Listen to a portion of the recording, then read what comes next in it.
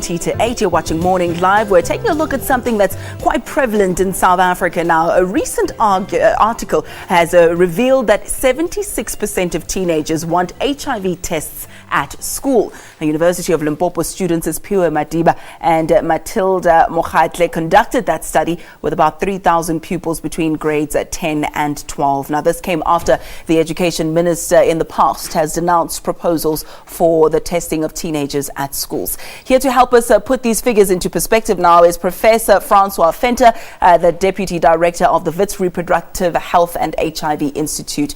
Professor, welcome to you. Thank you so much for joining us. Prof, let's perhaps begin by asking whether or not this test or the study can be assumed to be representative of all teenagers in South Africa to reflect their opinions on HIV testing. It is a rather small sample, if you think of it that way, and was limited to Limpopo. It was limited to a rural province, to a specific age demographic and specific, the country varies quite dramatically. My sense is, though, that this is probably true across the country. Teenagers are naturally interested in sex. They know that they're at risk for a whole range of conditions, and I think it would be silly to walk into any school and say, would you like something, and for them to turn around and say no, particularly when it affects the people around them so dramatically. I think as South Africans we can be so controversial at times as well. Conservative is the way I describe us. We'd much rather bury our heads in the sand, pretend that it's not happening, it'll go away. Our kids are not having sex. The fact is they are. So is it a good or a bad thing that they want HIV testing? I think it's a really good thing, and I think it's indicative of the failure of the education system and of the parenting systems in this country, that the children are not being offered things to protect them. We know that South African particularly young girls, are incredibly high rates of HIV. Almost half of them have HIV by the age of 21. A third of them have HIV by the age of 21. A huge percentage of them are pregnant during their adolescent years, often at school. And I think that it's indicative of a sexually active population. We know that people start becoming sexually active on average around the ages of 15 to 17. Why are we not trying to protect our children? And again, I think that the education department, by allowing school boards to have decisions on these things, to override, to allow parents to simply say, my little darling is not having sex. We're not doing anybody any favors here by sticking our heads in the sand, as you say. There have been a number of initiatives such as Zazi, Scum Talk, Groundbreakers, Love Life, etc., that promote the usage of condoms, and yet youngsters are not using condoms when they're having sexual relations. Why is that? Because you have to often go and get condoms from a health facility. If the condoms were available in the schools, freely available, along with contraception, along with sensible sexual advice, then hopefully things would improve.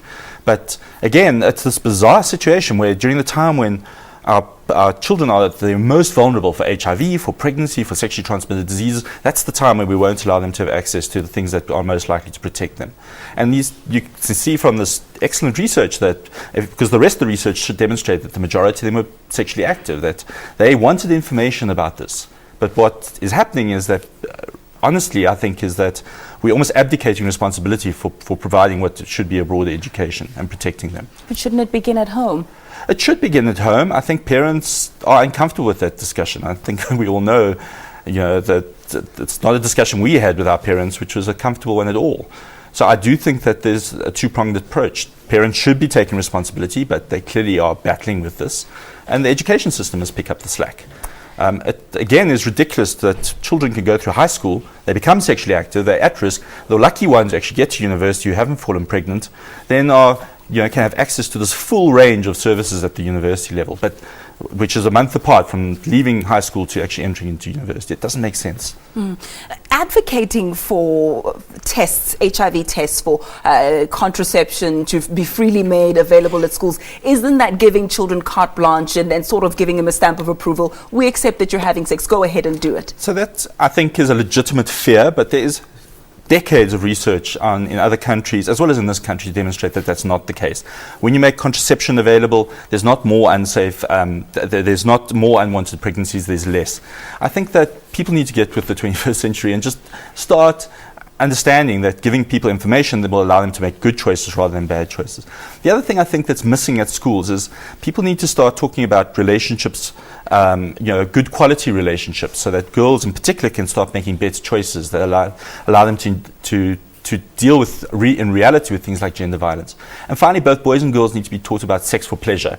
You know, the other thing is that the schools are obsessed with, you need to understand sex for reproduction as a mechanism for contracting an STD.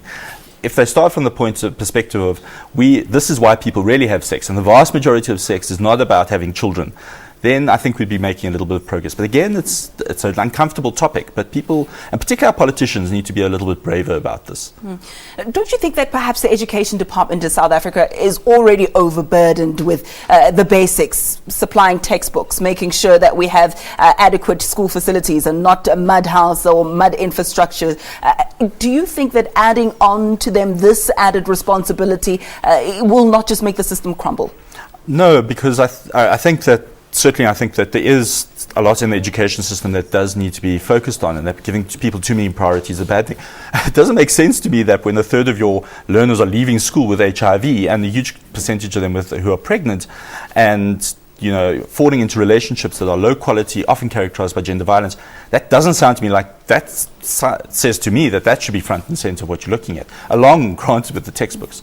And we do have the resources in this country to do it. I know that the Department of Health is particularly interested in supporting the Department of Education, but they keep running, and we keep running as researchers as well as program activity people, keep running into these school boards and into these schools who just block their doors and say, no, this is immoral.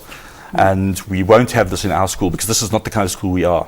We'll have to leave it there for now. I have a feeling it's a discussion that we might come full circle back to again in no time. But thank you so much for having joined us. Professor Francois Venter is the Deputy Director of the Wits Reproductive Health and HIV Institute. A quick ad break. More